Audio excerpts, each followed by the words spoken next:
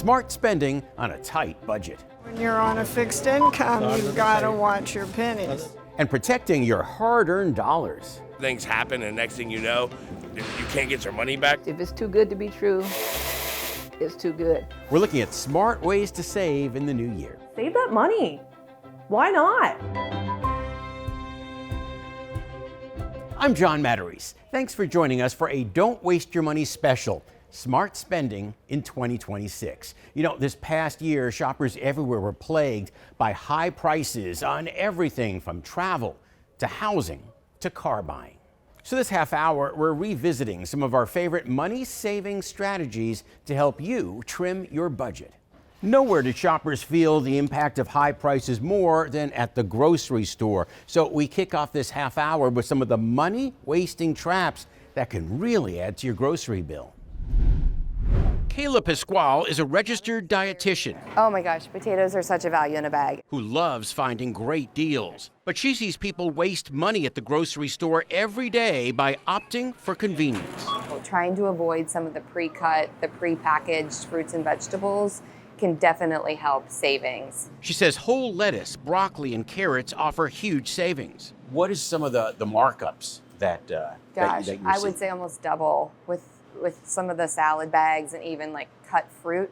When it comes to snacks, convenience can be key, but they're definitely way marked up. Kayla says skip small bags of nuts and trail mix and make your own. If you can, buy in bulk and make your own version. Same applies to single-serve yogurt cups or individually wrapped protein bars, according to Danny Jensen with the site cheapism.com, who also suggests crossing some non-food items off your list. Over-the-counter medications, batteries, toilet paper, paper towels. Which can be cheaper per unit at warehouse stores or in bulk online. Also, frozen fruit, which you can cut and freeze yourself. Bottled water, packaged dips, and most brand name products. In many cases, some places, it's actually produced by the same company. It's just packaged with the store brand label. Jensen especially recommends store brands for categories like spices, frozen foods, and cereals. In these inflationary times, Pasquale says a little effort could cut some grocery costs in half. Definitely, if we can, buy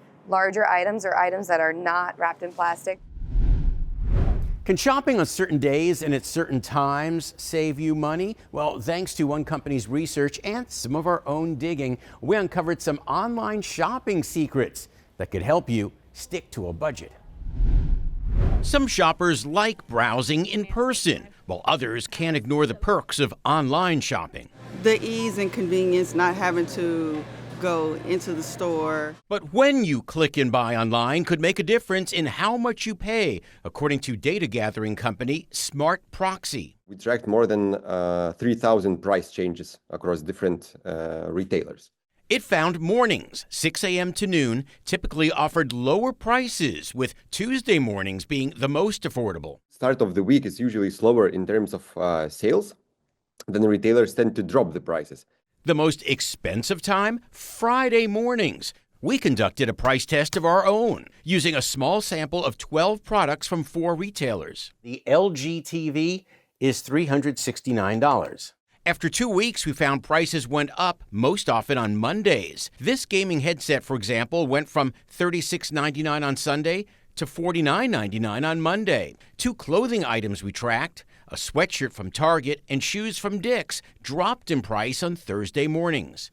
And in 2 weeks, 5 prices didn't change at all. Stephanie Carls with Retail Me Not says better savings also come at certain points in the year. Electronics tend to see the best deals during major holiday sales like Black Friday, Cyber Monday. Experts say it's wise to price track before you buy. Using a price tracker like Camel can help you see the historical pricing of that item over the past year. One easy way to save money on groceries is couponing. And thanks to digital upgrades, finding coupons for those groceries no longer has to take hours of your time. Couponing looks very different compared to the early 2000s.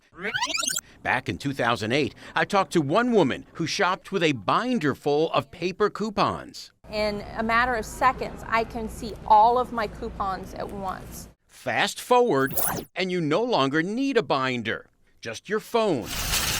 like shopper Steve Nemechek. The most time I spend on grocery shopping is actually outside the store. I look at the ads when they come out each week. Kristen McGrath with the site The Crazy Coupon Lady says paper coupons still exist, but says you'll find more savings in your digital toolbox, starting with store apps. They bring not only their weekly offers and their in-store offers and info about their sales into the app, but they're bringing in those manufacturer coupons as well.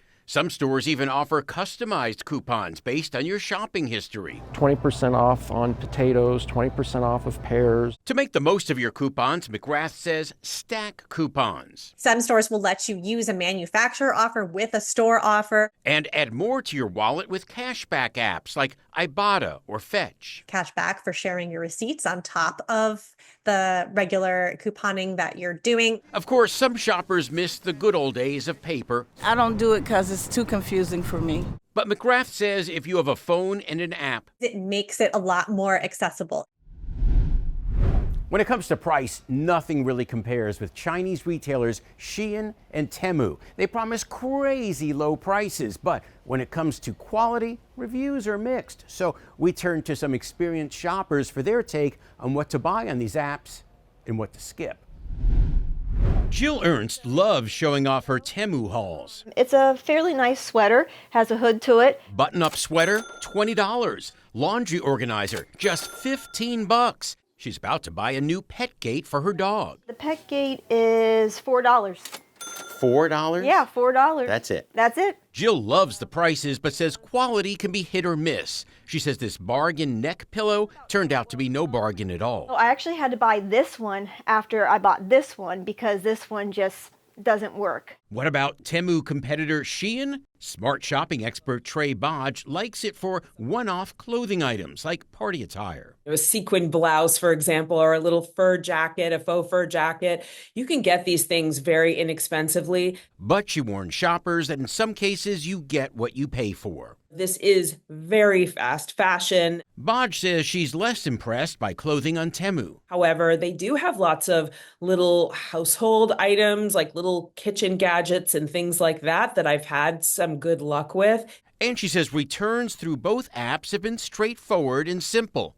Jill disagrees. Returns are annoying. Jill says if you're looking for deals on household items, bargain. Temu can save serious cash. Bodge just cautions overspending on things you don't need. They're shooting you offers. You can spin a wheel to save a little bit more. Just be very mindful when you're shopping to kind of ignore all the bells and whistles that are going on. Are you worried about your next trip to the auto repair shop? Well, from brakes to bumpers, repair costs are climbing. So stay with us, and we'll point out some ways to save. You're watching Smart Spending in 2026.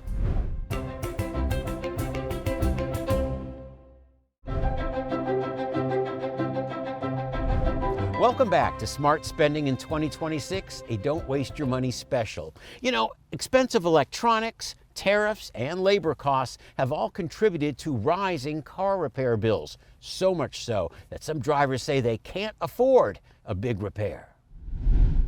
Judy Johnston's car has an oil leak, but she says she's passing on a pricey repair. It's too much, way too much. In a recent survey by Finance Buzz, more than half of drivers say they'd be unable to pay for a $1,000 repair. That's a dangerous gap when the average repair is $838, according to Kelley Blue Book. A mildly bumped into front end, you can have a $3,500 estimate on it. Once a cheap and easy fix, auto mechanic Russell Brumley filled us in on the cost of a bumper repair. A lot of sensors and wiring goes in the bumper. The bumper itself, Get up into the over $1,000 range, very easy. now add in the sensors, Some blind spot sensors, I had one on one particular vehicle, was $1,600. Fred Padgett with Bosch Automotive Aftermarket says you might be able to save by purchasing parts yourself, but Padgett warns against buying cheap aftermarket parts. He suggests original equipment manufacturer parts, which are meant to be identical to what the car came with. Because then you know that that part you're buying is the same quality as the part that came on the car when it was built.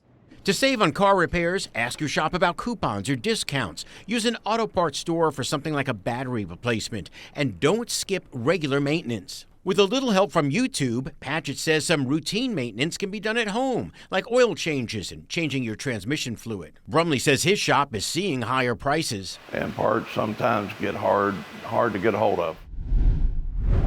Expensive car repairs might make you consider an extended warranty. But before you buy, know that these plans can cost you thousands of dollars. And just when you think it'll save you from a costly repair, some drivers find out the problem isn't covered.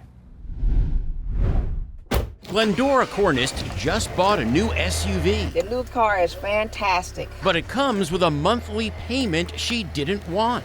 You see, she hoped to keep her 2015 Dodge minivan, but the transmission had other plans. The transmission, it showed, had 4 different codes that showed up on the transmission that the transmission needed to be replaced. She figured the extended warranty she had purchased would cover it. And it's $124 a month. But first, she would have to pay for an inspection. You were going to have to pay for that teardown? He says about $1,500 just for the teardown. After that, coverage for the $4,000 repair wasn't guaranteed. It would be considered a pre-existing situation. What we see over and over again is these companies really actively try to deny claims. Kevin Brassler and his team with Consumers Checkbook has dug into service contracts sold through dealerships and third-party companies. In their findings, Brassler says plans are too expensive and come with too many exclusions. For hybrid cars, batteries aren't covered. Most of the stuff inside your car in terms of entertainment systems and seals and things like that aren't covered. Brakes aren't covered. Most consumer advocates push car owners to budget and save for repairs rather than spend extra on an extended warranty. Glendora decided to trade in the broken minivan. Now I have a car note. And that's what I was trying to avoid by having a warranty. Utility bills are another area where consumers are seeing huge price hikes. In fact, heating a home this winter is expected to cost nearly $1,000 on average. But whether you heat your home with gas or electric, the good news is there are ways to keep that bill down while still keeping your home toasty. Everything touchscreen, easy to use. Jacob Reyes says his old furnace was an energy hog. Every time the heater would turn on, it would just knock. So he had this new energy efficient one installed. Nick Lace of Arlinghouse Heating and Air says there are cheaper ways to keep your heating costs from skyrocketing, starting with changing your air filter, usually every 3 months for $20 or less. This one doesn't look too bad, yeah. He says an annual tune-up, usually $75 to $100, is also essential. We're going to check gas pressures on it, make sure that we've got good flow into the heat exchanger. Mark Huffman with Consumer Affairs says keep cold air out by properly sealing doors and windows. Over time, especially if they're older, they'll develop cracks, there'll be little gaps. An energy audit with a utility or energy company can help identify where those gaps are. Another savings tip, buy yourself a programmable or smart thermostat for less than $100. When you're asleep and you're at work, why keep the house heated at that same level? And Huffman suggests asking your utility company about programs they offer to help you save. The National Energy Assistance Directors Association says home heating will cost nearly 8% more than last year, averaging $976. With a new furnace and new thermostat, Reyes is hopeful for lower bills. We're very happy, very, very happy. Save now, regret later. What to know before booking a non-refundable travel deal. And you may be tempted to upgrade to a new smartphone in the new year or make your old phone work like new for a lot less money. Don't go anywhere. You're watching a Don't Waste Your Money special, Smart Spending in 2026.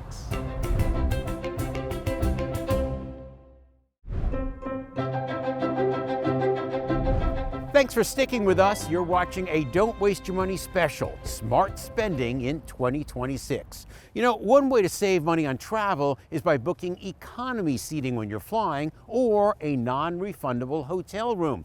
These might seem like smart purchases in the moment, but if you have to cancel, they become huge mistakes. And that's why it's so important to know an airline or hotel's refund policy before you book. From airfare and hotels to rental cars, High travel costs are driving people to cheaper, non-refundable options. I'm okay with the prepay. I think it's a good idea if we're able to save a bit of money on something. Daniel Osterman is willing to take the risk. But Kelly Sloan says she wouldn't book a hotel room or flight that can't be changed. We don't usually use it, especially traveling with little ones. Christopher Elliott, a consumer advocate and founder of the Elliott Report, recently referred to 2025 as the year of non-refundable travel. If you have second thoughts, too bad, they're keeping your money. He says a big problem is transparency. If you want to offer a non-refundable airfare or a non-refundable hotel rate, that's totally fine. But you have to tell people about it. He says consumers must read the fine print and watch for potentially misleading language. For your convenience, this room is prepaid is usually like a tip-off. Travel insurance platform Squaremouth says in 2024, 40% of paid claims were due to trips getting canceled or cut short. That's why Elliott says he almost always recommends booking rooms or airfare that offer some sort of protection, even if they cost more up front. Sometimes things happen, and next thing you know, you can't get your money back. So save by prepaying or flying basic economy, or pay more for flexibility, and that way you don't waste your money. Looking to save on streaming in 2026? Well, like so many other things, the cost of streaming has gone up the past year. So we broke down the factors to consider to choose streaming services that fit your budget. Steph Keller is a wedding photographer. This is my wall of photos. For a well-deserved break, she turns on the TV in her home studio. But the past few years, she says, streaming became just as pricey as her old cable package. Over $200 to watch TV. She had YouTube TV until the price jumped to more than $80 a month. It has a lot of the live channels. However, that got expensive too. So she slimmed down to a few services like ESPN Plus and we have Prime Video, comes with your Amazon Prime membership. And Netflix with commercials for $7.99 a month. There's one right in the beginning and then there's one in the middle. It's not a big deal. If you still like the experience of live TV, CNET's Courtney Jackson says start with an affordable live TV streaming service like Philo or Sling TV. They offer less channels than a service like YouTube TV or Hulu with live TV, but they offer a great starting point in terms of pricing. She recommends you couple it with an on-demand service that suits your family's needs. Some services like Peacock and Paramount Plus offer live programming. They offer live sports. When choosing a service, factor in channel lineup, pricing, features such as free DVR, ads, and sports. Jackson also recommends bundling. I think we're going to see a lot more bundles to give consumers more choice. Steph Keller says all her streaming services now add up to less than $30 a month with an antenna for local stations. Do your research, talk to people, don't be afraid, and save that money. Why not? One of the biggest tech stories of the past year was the unveiling of Apple's newest iPhone. And while it's tempting to upgrade, the cost of new smartphones can really drain your budget. So instead of spending $1,000 on a new phone, what about spending just $100 to keep your old phone working for another year? iPhone users took more than 500 billion selfies last year, inspiring the iPhone 17 center stage front camera, optimized for selfies in any orientation, according to Apple's VP of iPhone marketing. So we think it's going to make people's selfie game even better. But is the redesigned camera, better storage, or new colors enough for you to spend $800 or more? Patrice Coleman's phone is getting old. iPhone 15. You might do the upgrade. Yes. But Bella Maynard 16 Pro Max, yes. says she'll hold off. Since I just got a brand new phone, probably not. If money is tight, there are ways to make your current phone last longer. From 14, 15, those up to the 16. Bashir Alvastani, who owns a shop called Wireless Technologies, specializes in giving older phones new life. He says with an iPhone 12 or newer, he can replace the battery with a new one like this for less than $100. It's like a fracture of the cost of the phone, which is almost costing between $75 to $100. He can also replace the glass screen, even the camera that's no longer working. Whether the iPhone 17 draws consumers really comes down to which model, according to Bob O'Donnell with Technalysis Research. I don't know if it'll dramatically move the needle other than for people who really want that iPhone Air super thin phone, right? For the basic, Pro, or Pro Max models, a battery replacement might keep your current phone going for another year. I'm using 15 now, which is it's to me the same as the 16. As we talk about our financial health, it's only fitting to think of our physical health as well. So if you're thinking of joining a new gym or a fitness center, it's important to know exactly what you're signing up for. Ariana Zadkovic says the money she spends on her gym membership is money well spent. It's a nice way to start my morning and, you know, just kind of get my mind into coming to the gym and then going back to work. Yeah, so this is our cardio rooms. Kyle Chapin with the YMCA says you'll find lots of promotions in January, such as low or waived sign-up fees. One advantage here at the Y. You can cancel or put your membership on hold even if you'd like, whenever you feel like it. But that's not always the case. Gyms are notorious for the contracts that nobody can get out of. The Better Business Bureau's Melanie McGovern says introductory offers may draw you in, but check for hidden costs like cancellation fees and how often rates go up. Joining a gym is more about the contract than the gym in some cases, so you want to make sure you're reading everything.